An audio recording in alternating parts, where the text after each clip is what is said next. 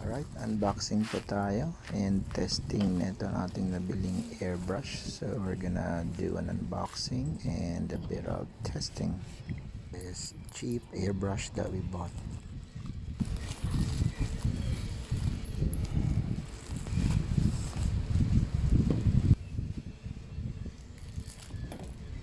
And we also bought a hose with connectors.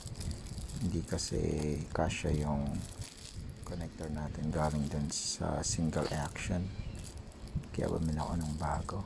Ayan siya, mukhang mas matibay ito at mas mahaba. And this is the airbrush itself. Nasidal po yung brand.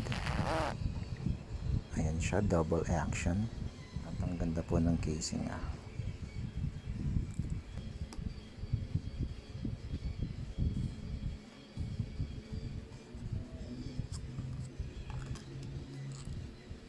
At ito yung wrench, kasama na siya, na misplaced lang. Meron na ring droplet dito. At may dagdag na droplet tayo. At ito mismo yung pen. Ganda. And it's not as light as I expected, so it feels very solid.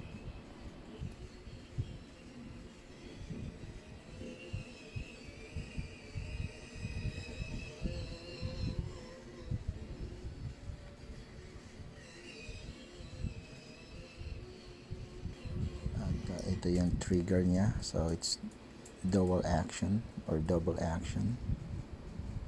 Ayan, press for air and pull back for paint. And gusto ko dito kasi based sa mga nabasa ko and videos I've watched, you'll have more control versus the single action, kaya napa-upgrade po agad tayo. Ganda eh.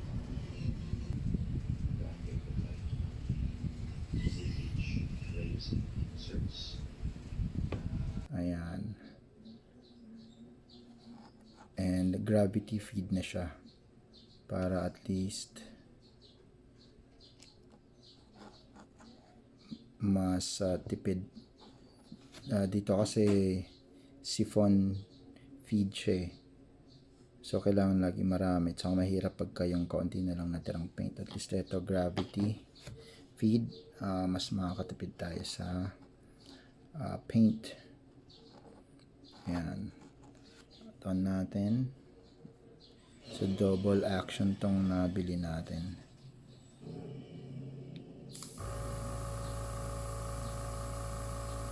Ayan. So need ko mag-practice kasi ito muna yung air lang.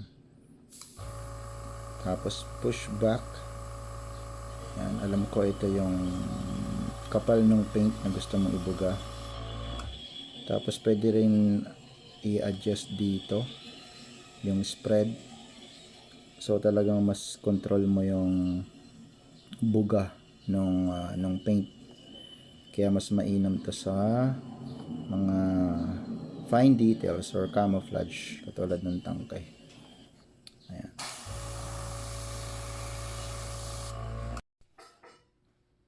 Okay, testing natin. Let's test it using water.